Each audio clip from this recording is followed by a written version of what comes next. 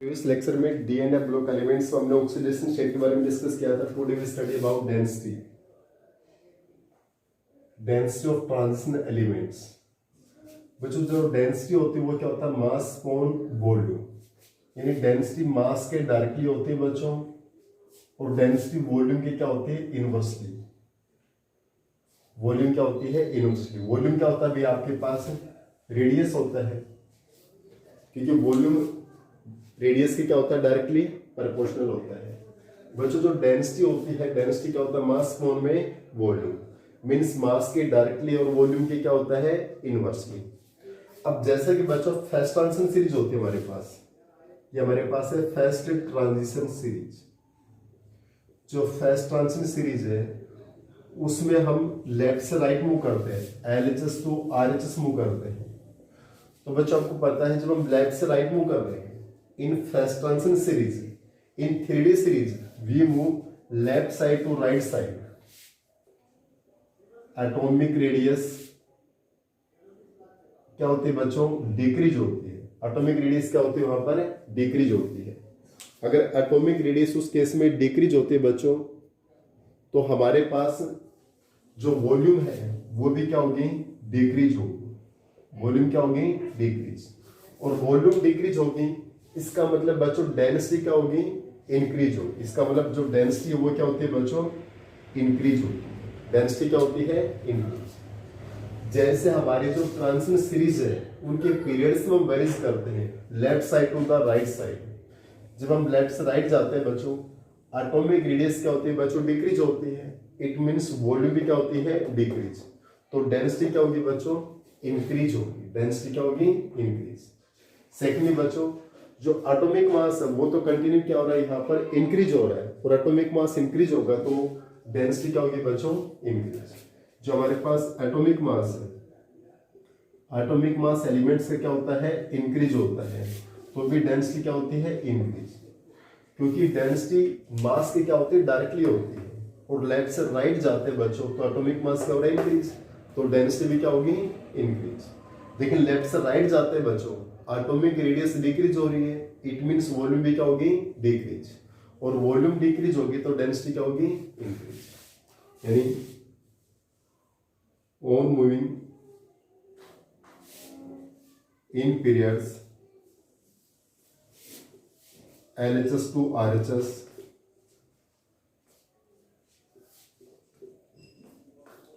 atomic radius decreases so that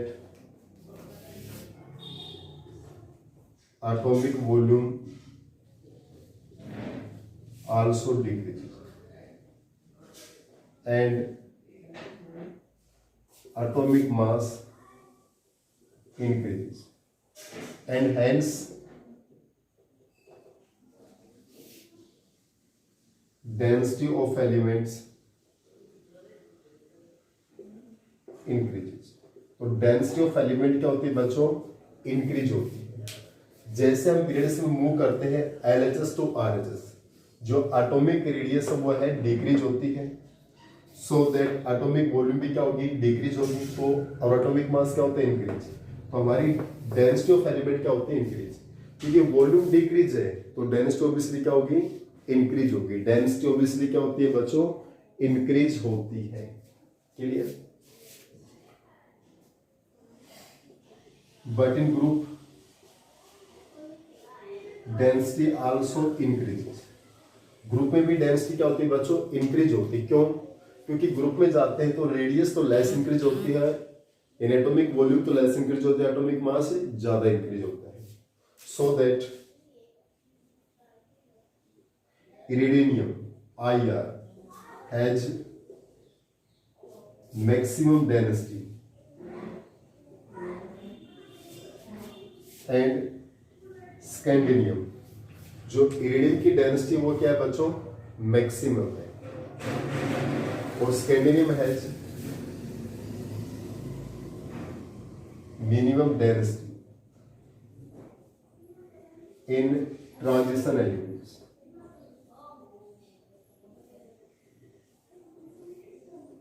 in transition elements. इसका meaning क्या हुआ बच्चों, इरिडियम की जो डेंसिटी है वो मैक्सिमम है और स्कैंडियम की डेंसिटी क्या है, मिनिमम है इन द ट्रांजिशन एलिमेंट्स के अंदर इसकी डेंसिटी क्या होती है बच्चों, मिनिमम होती है और इरिडियम की डेंसिटी क्या होती है, मैक्सिमम। क्लियर?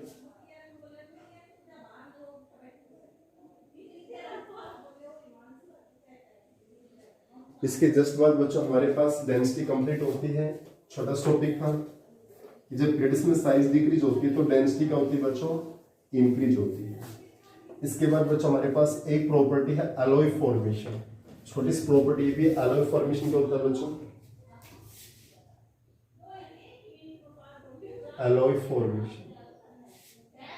जितने भी ट्रांजिशन एलिमेंट्स है बच्चों, transition elements are mixed in a proportion and form a number of alloys। एक नंबर ऑफ अलॉय का फॉर्मेशन करते हैं। जैसे बच्चों ब्रास कॉपर प्लस जिंक से बनता है, ब्रोंज कॉपर प्लस टिन से बनता है, German silver copper nickel zinc से बनता है। बच्चों मोस्ट ऑफ हमारे पास क्या है, ट्रांजिशन मेटल्स, एक नंबर ऑफ अलॉय है। तो हमारे पास ये क्या है, अलॉय है। अलॉय हमारे पास किससे बनते हैं, ट्रांजिशन मेटल से। और जो बच्चों अलॉय है, alloy have high melting point, alloys becomes more hard, ज्यादा हार्ड हो जाते हैं, ज्यादा मेल्टिंग पॉइंट होता है।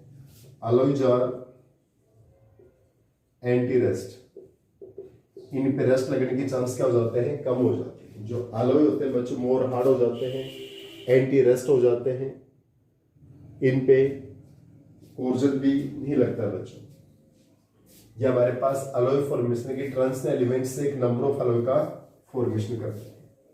इसके बाद बच्चों एक प्रॉपर्टी हमारे पास है मेटालिक करैक्टर। बच्चों ये छोटी छोटी प्रॉपर्टी, मेन प्रॉपर्टी हमारी अप्रोक्सीमेट हो चुकी है। एक हमारे पास है मेटालिक करैक्टर। बच्चों जो डी ब्लॉक एलिमेंट्स ये हमारे टिपिकल मेटल्स हैं। हमारे पास मरकरी एक ऐसी मेटल है जो लिक्विड स्टेट में मिलती है, यानी mercury is a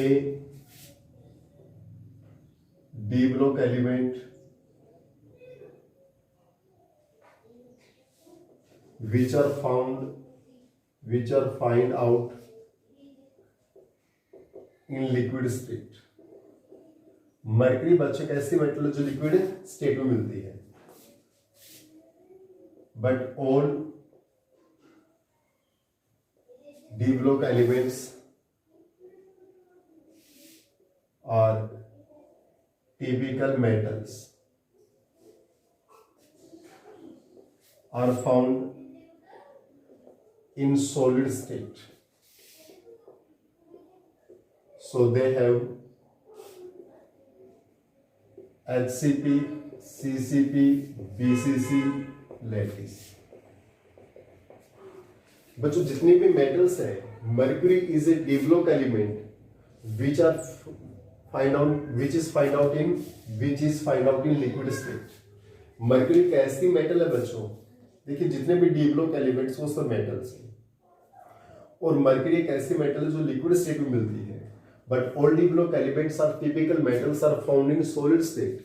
बाकी जितने भी डी ब्लॉक एलिमेंट्स हो हमारे पास क्या है, टिपिकल मेटल्स जो सॉलिड स्टेट में फाइंड आउट होते हैं। किसमें फाइंड आउट होते हैं, सॉलिड स्टेट में।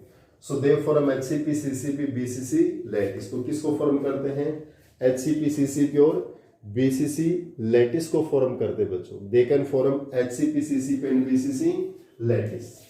क्लियर? अब बच्चों हमारे पास जो मेटालिक करैक्टर में है, यानी they have a number of unpaid electron, so they can form metallic bond।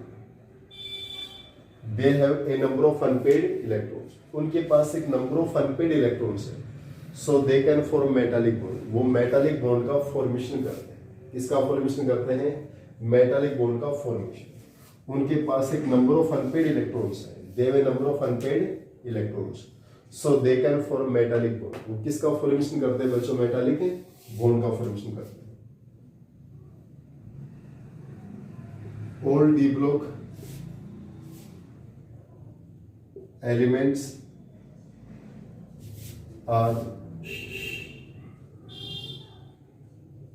malleable, luster and good conductor of heat and electricity। बच्चों ये सब मेटल्स हैं, और डी ब्लॉक एलिमेंट्स क्या मेटल्स हैं, तो आर मेलेबल भी है, लक्सर भी है, good conductor of heat and electricity. They are also ductile in nature, वो डक्टाइल नेचर के भी होते हैं। क्लियर? ऐसे हैं बच्चों डक्टाइल नेचर के भी। ये हमारे पास उनकी मेटालिक प्रॉपर्टीज है। These are the metallic properties of the d block elements. अब जो एक हमारे पास प्रॉपर्टी आती है बच्चों, वो आती है आयनाइजेशन एनर्जी। थोड़ी सी लार्ज प्रॉपर्टीज को ध्यान से देखिए बच्चों। हमारा जो डी ब्लॉक का पार्ट है वो एंडिंग के ऊपर इसमें। अब आयनाइजेशन एनर्जी को स्टडी करते हैं बच्चों। देखिए आयनाइजेशन एनर्जी क्या होती है? आयनाइजेशन एनर्जी बच्चों, आयनाइजेशन एनर्जी क्या होती है? प्लस वन से डेफिनेशन हम स्टडी कर जाते हैं। The amount of energy which is required, the amount of energy which is required to remove an electron, to remove electron from valence shell of an isolated gaseous atom। देखिए किसी amount of energy की requirement होती है to remove an electron, एक electron को remove करने के लिए, from valence shell of an isolated gaseous atom. Clear? जैसे बच्चों हमारे पास फर्स्ट ट्रांजिशन सीरीज, जिसको हम क्या बोलते हैं? 3D सीरीज भी बोलते हैं। स्कैंडिनियम, टाइटेनियम, वनडेनियम, थोड़ा बीच में लिखता हूं बच्चों इसको। Scandium, titanium, vanadium, chromium, manganese, iron, cobalt, nickel, copper, zinc. Clear? ये 21, 2, 3, 4, 5, 6, 7, 8, 9, 13। इसका कॉन्फिगरेशन क्या होगा बच्चों? Argon 18 3D1 4s2, titanium argon 18 3D2 4s2, vanadium argon 18 3D3 4s2, chromium argon 18 3D5 4s1, argon 18 3D5 4s2, argon 18 3D6 4s2, argon 18 3D7 4s2, argon 18 3D8 4s2। ये आपके पास copper है बच्चों। Argon 18 3D10 4s1, ये zinc आपके पास। Argon 18 3D10 4s2।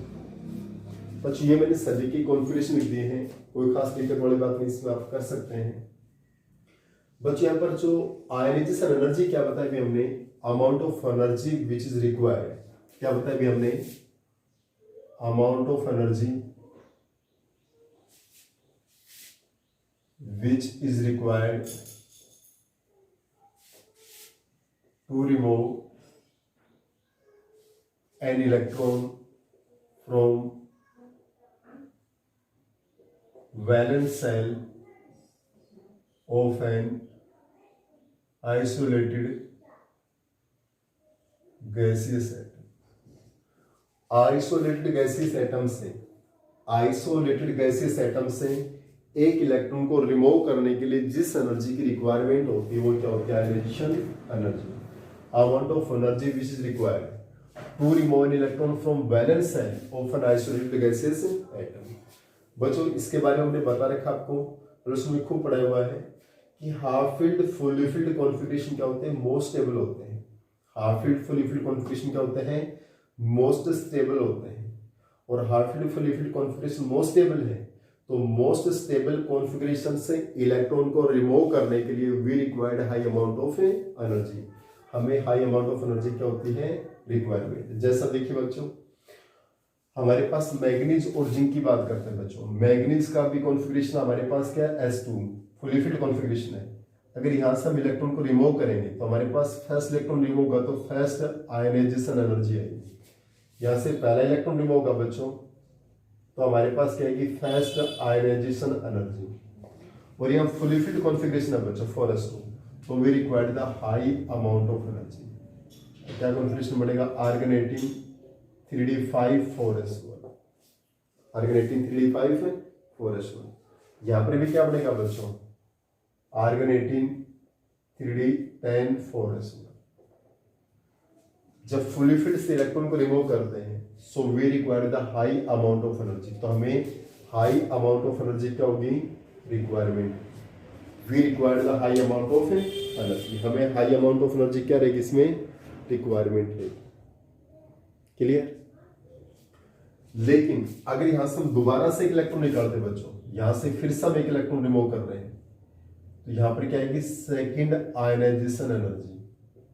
लेकिन अब यहां पर 4s1 से इलेक्ट्रॉन रिमूव करेंगे, इस 4s1 से इलेक्ट्रॉन रिमूव करेंगे तो 3d5 हमें हाफ फील्ड क्या मिल रहा है, स्टेबल कॉन्फ़िगरेशन मिल रहा है, आर्गन 18 3d5। और हाफ फील्ड स्टेबल मिला तो we require the low amount of energy. तो सेकंड आयनाइजेशन एनर्जी क्या रहेगी, लो रहेगी, क्योंकि जब यहाँ पर सेकंड इलेक्ट्रॉन रिमूव करेंगे तो we get the half filled stable configuration. Electron removal के बाद we get stable electronic configuration, so we require the less amount of energy. इसी टाइप से बच्चों जिंक है। इस जिंक की केस में देखिए बच्चों, हमारे पास इस इलेक्ट्रॉन के रिमूव के बाद, इस इलेक्ट्रॉन के रिमूव के बाद अगर हम इस सेकंड इलेक्ट्रॉन रिमूव कर देते हैं तो हमारे पास आएगी second ionisation energy. Second ionisation energy 3d10 4s1 है। S का ये इलेक्ट्रॉन रिमूव होगा हमारा तो 3d10 फुली फील्ड स्टेबल मिल रहा है ना आपका, आर्गन 18 3d10। और फुली फील्ड स्टेबल मिलेगा तो we require the low amount of energy, क्योंकि यहां से इलेक्ट्रॉन इजी से रिमूव हो जाएगा। यहां से इलेक्ट्रॉन क्या होगा, इजी से रिमूव होगा, क्योंकि अब हमें फुली फील्ड स्टेबल कॉन्फ़िगरेशन मिल रहा है। अगर फुली फील्ड स्टेबल कॉन्फ़िगरेशन मिलेगा so we require the low amount of energy. हमें लो अमाउंट ऑफ एनर्जी क्या होगी, रिक्वायरमेंट होगी। क्लियर। तो बच्चों अगर हमारे पास यहाँ पर हम एक इलेक्ट्रॉन को रिमूव करते हैं और हाफ फील्ड और यहाँ पर फुली फील्ड स्टेबल कॉन्फ़िगरेशन का फॉर्मेशन होता है, after removal of electron we get half filled और fully filled stable configuration, so we require the low amount of energy. तो हमें लेस अमाउंट ऑफ एनर्जी क्या होती है, रिक्वायरमेंट। क्लियर। लेकिन अब यहाँ से अगर हम इलेक्ट्रॉन को रिमूव करते हैं बच्चों तो हमारे पास क्या है, थर्ड आयनाइजेशन एनर्जी। अब हमारा हाफ फील्ड स्टेबल है ना, तो we require the high amount of energy, very high amount of energy. इसका मतलब थर्ड आयनाइजेशन एनर्जी इसकी क्या है, वेरी हाई। इसी टाइप से यहाँ पर भी अगर हम इलेक्ट्रॉन को रिमूव करेंगे, इलेक्ट्रॉन को रिमूव करेंगे तो हमारे पास थर्ड आयनाइजेशन एनर्जी वो भी क्या रहेगी बच्चों, वेरी हाई, क्योंकि हमें 3d10 फुली फील्ड से इलेक्ट्रॉन रिमूव कर रहे हैं और फुली फील्ड से इलेक्ट्रॉन रिमूव करते हैं तो we require the high amount of energy. हमें हाई अमाउंट ऑफ एनर्जी क्या होती है, रिक्वायरमेंट। क्लियर। देखिए बच्चों, अगर हमारे पास यहाँ पर जो कॉन्फ़िगरेशन मैग्नीज से फर्स्ट इलेक्ट्रॉन रिमूव किया, जिंक से फर्स्ट इलेक्ट्रॉन को रिमूव किया, मैग्नीज और जिंक का वेरिएशन सेम है। फर्स्ट इलेक्ट्रॉन रिमूव करते हैं तो फुली फील्ड से इलेक्ट्रॉन को रिमूव कर रहे हैं, we required high amount of energy. Second जब इलेक्ट्रॉन रिमूव करते हैं तो सेकंड आयनाइजेशन एनर्जी, लेकिन सेकंड आयनाइजेशन एनर्जी जब हम सेकंड इलेक्ट्रॉन निकालते हैं तो we get stable configuration, we get stable configuration, so we require the low amount of energy. लेकिन थर्ड इलेक्ट्रॉन कहां से रिमूव करते हैं, we remove the electron from stable configuration, half filled और fully filled, so we require the more amount of energy. हमें excess amount of energy क्या रहेगी इसमें, रिक्वायरमेंट। नेक्स्ट बच्चों वेरिएशन, अब हम क्रोमियम का और इसका स्टडी करते हैं कॉपर का। क्रोमियम और कॉपर के अंदर देखिए बच्चों, ये हमारा क्रोमियम है। यहां से अगर हम फर्स्ट इलेक्ट्रॉन को रिमूव करते हैं तो फर्स्ट आयनाइजेशन एनर्जी, यहाँ कॉपर में से भी हम फर्स्ट इलेक्ट्रॉन रिमूव करेंगे तो फर्स्ट आयनाइजेशन एनर्जी। देखिए बच्चों, क्रोमियम और कॉपर में 4s में एक इलेक्ट्रॉन है, अगर ये एक इलेक्ट्रॉन हम रिमूव कर देते हैं तो हमें आर्गन 18 3d5 आपके स्टेबल कॉन्फिगरेशन मिल रहा है ना। यहाँ एक इलेक्ट्रॉन हम रिमूव कर देते हैं तो we get the half filled stable configuration. यहाँ एक इलेक्ट्रॉन हम रिमूव कर देते हैं तो argon 18 3d10 we get fully filled stable configuration. हमें इन दोनों केस में स्टेबल कॉन्फिगरेशन का फॉर्मेशन हो रहा है, और स्टेबल कॉन्फिगरेशन का फॉर्मेशन होगा तो we require the low amount of energy, low amount of energy. तो बच्चों, क्रोमियम है या कॉपर है, दोनों केस में जो फर्स्ट आयनाइजेशन एनर्जी वो क्या है, लो है। लो होने के पीछे रीजन क्या है, क्योंकि after removal of first electron, एक इलेक्ट्रॉन के रिमूवल के बाद वी गेट हाफ फील्ड और फुली फील्ड स्टेबल कॉन्फिगरेशन। हमें half filled fully filled stable configuration का फॉर्मेशन हो रहा है। अब यहां से फिर से एक इलेक्ट्रॉन रिमूव करते हैं बच्चों, तो हमारे पास आएगी सेकंड आयनाइजेशन एनर्जी। एक इलेक्ट्रॉन रिमूव करते हैं तो हमारे पास क्या आएगी, सेकंड आयनाइजेशन एनर्जी। और जब हम यहां से फर्दर इलेक्ट्रॉन रिमूव करते हैं हमारे पास सेकंड आयनाइजेशन एनर्जी आएगी। तो यहाँ पर क्या हमारा हाफ फील्ड स्टेबल कॉन्फिगरेशन है, अभी क्या हाफ फील्ड स्टेबल कॉन्फिगरेशन, ये क्या बनेगा 3d4। स्टेबल कॉन्फिगरेशन को ब्रेक कर रहे हैं तो we require the high amount of energy. यहाँ पर हम स्टेबल को ब्रेक कर रहे हैं बच्चों, अगर स्टेबल को ब्रेक करेंगे तो we require the high amount of energy. हमें हाई अमाउंट ऑफ एनर्जी क्या होगी बच्चों, रिक्वायरमेंट होगी, क्योंकि हम स्टेबल कॉन्फिगरेशन को ब्रेक करते हैं। अगर हम स्टेबल कॉन्फिगरेशन ब्रेक करते हैं so we require the high amount of energy, हमें एक्सेस एनर्जी की क्या होगी, रिक्वायरमेंट। क्लियर। अब बच्चों, वैसे कॉमनली हम वेरिएशन देख सकते हैं बच्चों, जब हम ट्रांजिशन सीरीज के पीरियड से मूव करते हैं बच्चों, तो पीरियड्स में पता है आपको एटॉमिक साइज क्या होती है बच्चों, डिक्रीज होती है। एटॉमिक साइज डिक्रीज होगी तो एटॉमिक साइज क्या होगी, वो भी डिक्रीज होगी। तो न्यूक्लियस का वैलेंस शेल पर फोर्स ऑफ अट्रैक्शन क्या होता है, increase. It means ionisation energy also increase, यानी ऑन मूविंग इन पीरियड्स। बच्चों, हमारा जो वेरिएशन होता है वो रेगुलर नहीं होता है पीरियड्स के अंदर, क्योंकि हमारा जो पीरियड्स के अंदर का वेरिएशन किस पे डिपेंड करता है बच्चों, इलेक्ट्रॉनिक कॉन्फिगरेशन पे डिपेंड करता है। इसलिए इसको हम पीरियड्स में रेगुलर वेरिएशन में नहीं रख सकते या इंक्रीज या डिक्रीज। क्लियर। क्योंकि अब हमने बताया बच्चों, जैसे मैग्नीज की जो फर्स्ट आयनाइजेशन एनर्जी थी वो हाई थी, क्रोमियम की क्या थी आपके पास, लेस थी। क्लियर। तो इस टाइप से जो आयनाइजेशन एनर्जी है बच्चों वो किस पे डिपेंड करती है, इलेक्ट्रॉनिक कॉन्फिगरेशन पे मेनली डिपेंड करती है, एटॉमिक साइज पे डिपेंड करती है, बट मेनली किस पे डिपेंड करती है, इलेक्ट्रॉनिक कॉन्फिगरेशन। तो उस केस में हमारे पास जो आयनाइजेशन एनर्जी का वेरिएशन है वो क्या हो जाता है, डिफरेंट। लेकिन बच्चों, अब देखिए हमारे पास जैसे आयनाइजेशन एनर्जी, हम इसमें आयरन की बात करते हैं बच्चों, आयरन का कॉन्फिगरेशन क्या होता है 26, आर्गन 18 3d6 4s2। तो हमारे पास देखिए, अगर हम यहाँ पर थर्ड आयनाइजेशन एनर्जी की बात करते हैं, 3 इलेक्ट्रॉन रिमूवल के बाद we get the stable configuration. जो थर्ड आयनाइजेशन एनर्जी वो क्या रहेगी आपके पास, वेरी लो रहेगी, यहाँ पे क्या रहेगी, वेरी लो। क्लियर। हालांकि बच्चों, आयनाइजेशन एनर्जी का डायरेक्टली इसमें कोई दिक्कत नहीं है, आप अच्छे से कर सकते हो। इसके हमें इलेक्ट्रोड पोटेंशियल में मेनली रिक्वायरमेंट होती है, इसमें रिक्वायरमेंट होती है इलेक्ट्रोड पोटेंशियल के अंदर।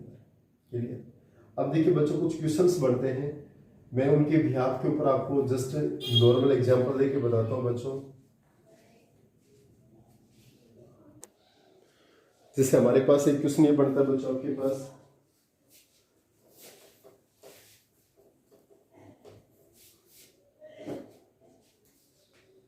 एक्सप्लेन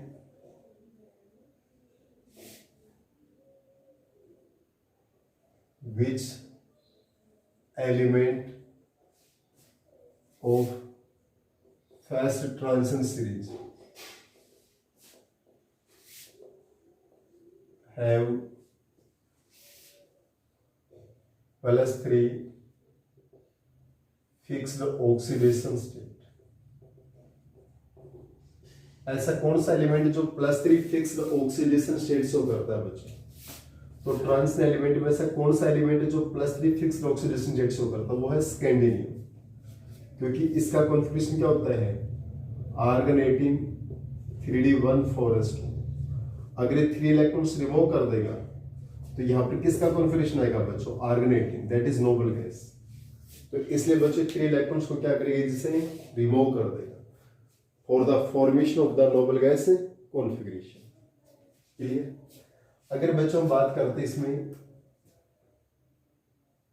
एक क्वेश्चन आता है बच्चों, explain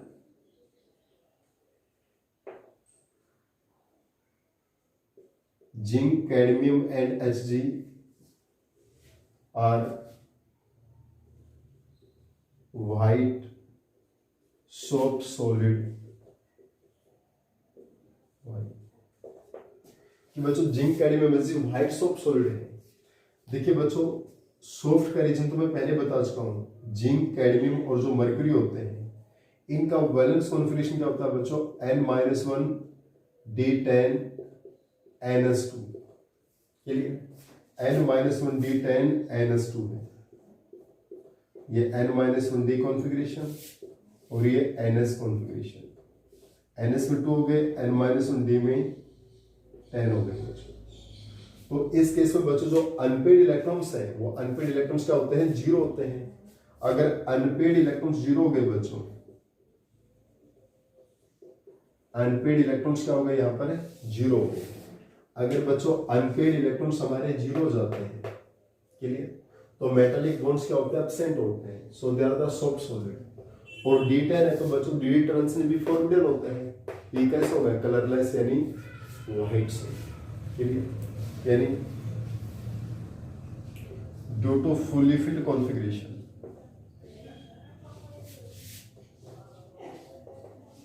so DD transition are forbidden।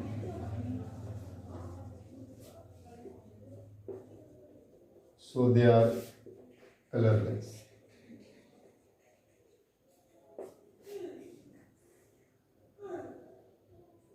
Due to absence of unpaid electron, absence of unpaid electrons, they have no metallic bond, so they are soft solid in nature। वो कैसे होते हैं, सॉफ्ट सॉलिड इन नेचर होते हैं बच्चों।